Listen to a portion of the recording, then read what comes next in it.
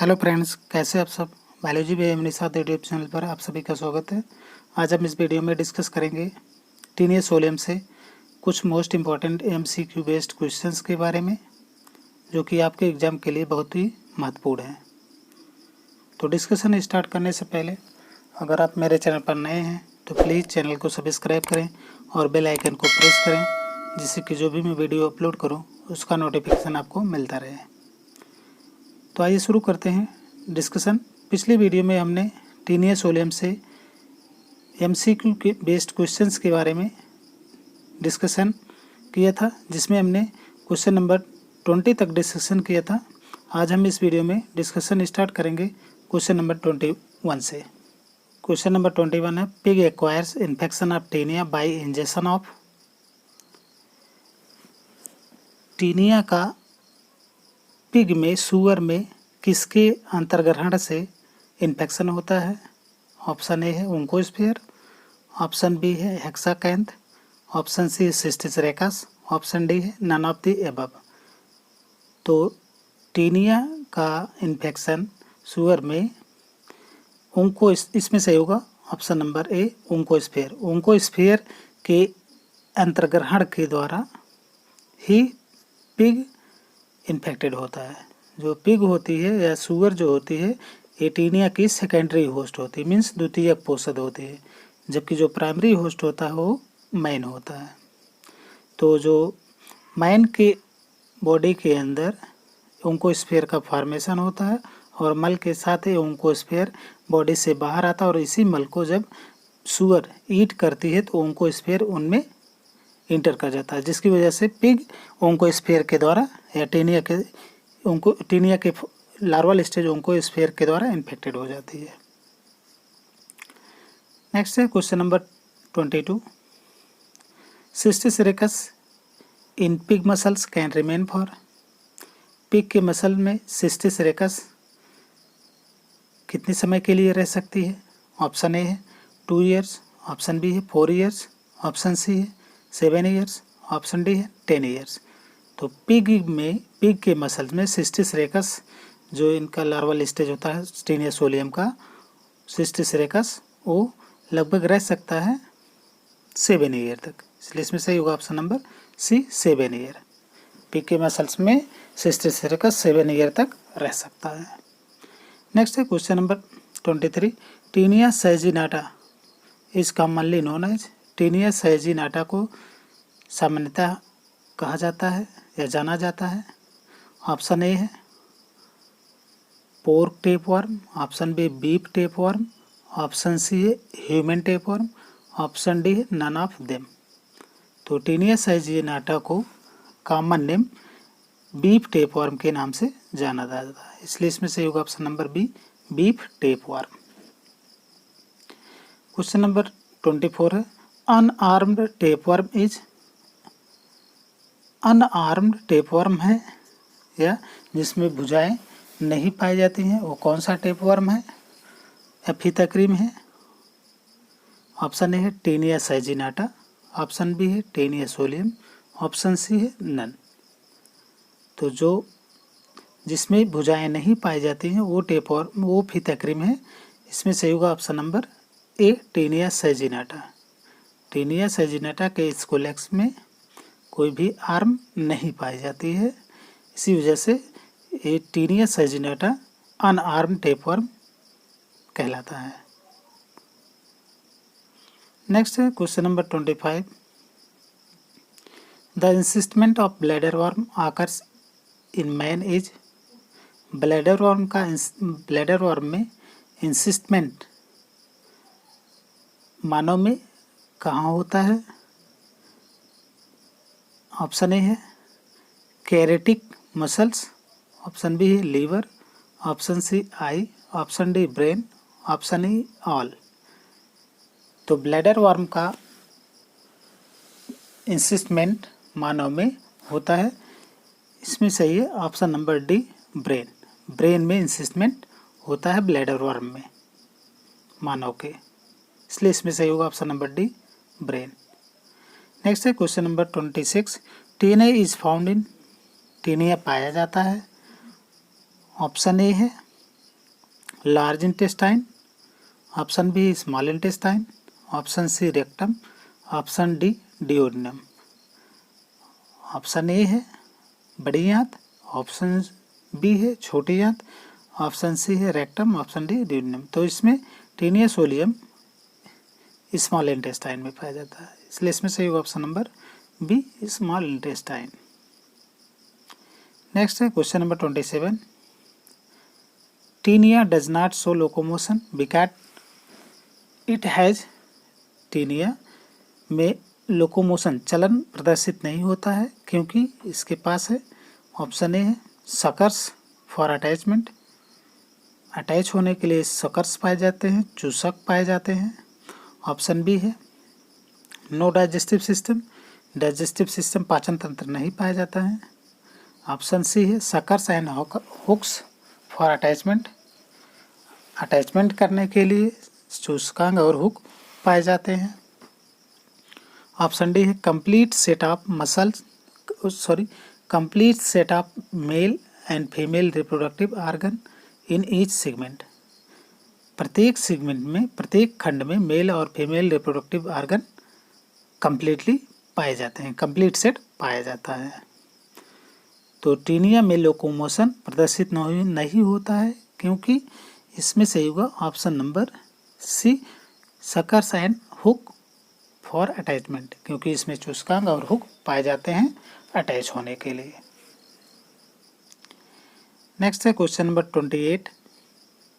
Shedding of proglottids in tapeworm is called, tapeworm में proglottids का detach होना या शेडिंग ऑफ होना या टूट कर निकलना कहलाता है। ऑप्शन ए है हिस्टोलिटिका, ऑप्शन बी है टोपोलिसिस, ऑप्शन सी है एपोलिसिस, ऑप्शन डी है डिटैचमेंट। तो टीनिया के जो प्रोग्लॉटिस होते हैं वे टूट कर अलग होते हैं, उस प्रक्रिया को कहा जाता है एपोलिसिस। सिर्फ सही होगा ऑप्शन नंबर सी एपोलिसिस। जो टीनिया के ग्रेविड प्रोग्लॉटिस होते हैं, राइपेन प्रोग्लॉटिस होते हैं, वे उनकी बॉडी के पोस्टीरियर पार्ट में पाए जाते हैं और इनमें सिर्फ ब्रांच यूटेरस पाया जाता है जिसमें फर्टिलाइज एग भरे हुए रहते हैं और यही सेगमेंट, यही प्रोग्लॉटिड्स बॉडी से अलग होते हैं, उसी को एपोलिसिस कहा जाता है। नेक्स्ट है question number 29। Alimentary canal is in tapeworm is, tapeworm में एलिमेंट्री कैनाल है। ऑप्शन ए है स्ट्रेट सीधा, option B coiled, option C है ब्रांच्ड, ऑप्शन डी है अपसेंट। तो टीनिया में या टेपवर्म में जो एलिमेंट्री कैनाल होती है वो इसमें से होगा ऑप्शन नंबर डी अपसेंट। इनमें डाइजेस्टिव सिस्टम पूरी तरीके से एब्सेंट होता है, इसलिए हम कह सकते हैं कि इनमें जो एलिमेंट्री कैनाल होती है वे टेपवर्म में अपसेंट होती है या नहीं पाई जाती है। नेक्स्ट है question number 30। Tapeworm has no alimentary canal because, tapeworm में एलिमेंट्री कैनाल नहीं पाया जाता है क्योंकि ऑप्शन ए है it does not requires nutrient, इसको भोजन पोषण की आवश्यकता नहीं होती है। Option B it feed only when young, ये सिर्फ जब यंग होता है तब फीड करता है, भोजन करता है। Option see it absorb nutrient from body surface, a body surface या शरीर की सतह के द्वारा पोषण को अवशोषित करता है। ऑप्शन डी है नन ऑफ दिस। तो टेपवर्म में जो एलिमेंट्री कैनाल नहीं पाई जाती है क्योंकि ये अपने बॉडी सरफेस से भोजन या न्यूट्रिएंट को एब्जॉर्ब करते हैं, इसलिए इसमें सही होगा option number see it's absorb nutrient from body surface, ये अपने शरीर के सतह के द्वारा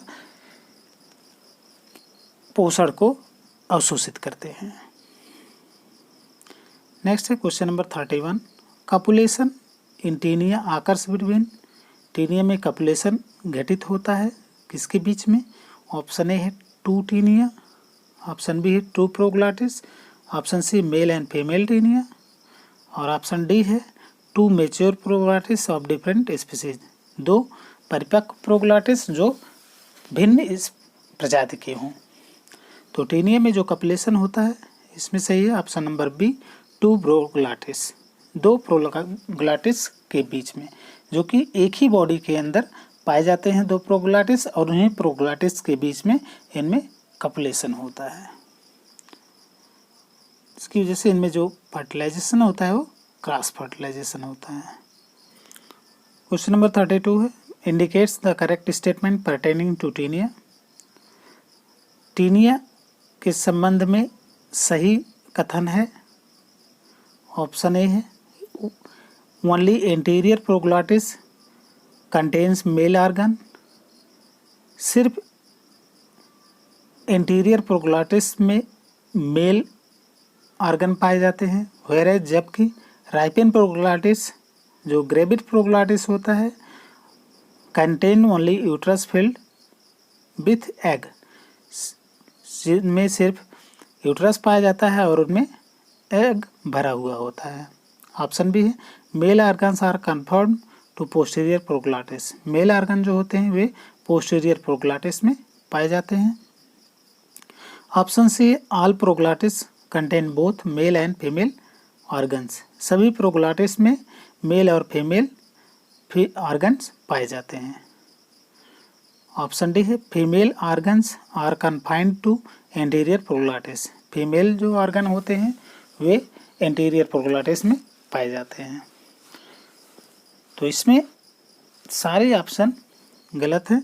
सिर्फ हम कह सकते हैं कि जो तीसरा ऑप्शन है सी है, इनमें आल नहीं होगा। बाकी हम कह सकते हैं कि जो मैच्योर प्रोग्लाटिस होते हैं उनमें मेल और फीमेल दोनों रिप्रोडक्टिव ऑर्गन पाए जाते हैं। यहाँ पर आल के स्थान पर मेल होना चाहिए, मैच्योर होना चाहिए। Mature proglottis contain both male and female reproductive organ, जिनमें मेल, इसी वजह से ये टीनिया को हर्माफ्रोडाइट बनाते हैं, मीन्स उभयलिंगी बनाते हैं, जिनमें मेल और फीमेल रिप्रोडक्टिव ऑर्गन पाया जाता है। तो टीनिया की जो बॉडी होती है वो सेगमेंटेड होती है, और सेगमेंटेड जो बॉडी होती है उसको स्ट्रोबिला कहा जाता है। और ये स्ट्रोबिला 3 पार्ट में डिवाइड होता है, मीन्स सेगमेंट में डिवाइड होता है। एक होता है इमेच्योर प्रोग्लाटिस, दूसरा होता है मैच्योर प्रोग्लाटिस, और तीसरा होता है राइपेन या ग्रेविड प्रोग्लाटिस। जो इमेच्योर प्रोग्लाटिस होता है उनमें लगभग 200 सेगमेंट पाए जाते हैं, जिसमें ना तो मेल ना तो फीमेल रिप्रोडक्टिव ऑर्गन पाए जाते हैं। जबकि जो मैच्योर प्रोग्लाटिस होता है वो लगभग हम कह सकते हैं कि इनमें बॉडी के जो सेगमेंट होते हैं या प्रोग्लाटिस जो होते हैं उनकी संख्या लगभग पाई जाती है 450, और इनमें से जो ऊपर की तरफ या इंटीरियर 100 से 150 प्रोग्लाटिस होते हैं उनमें सिर्फ मेल रिप्रोडक्टिव ऑर्गन पाया जाता है।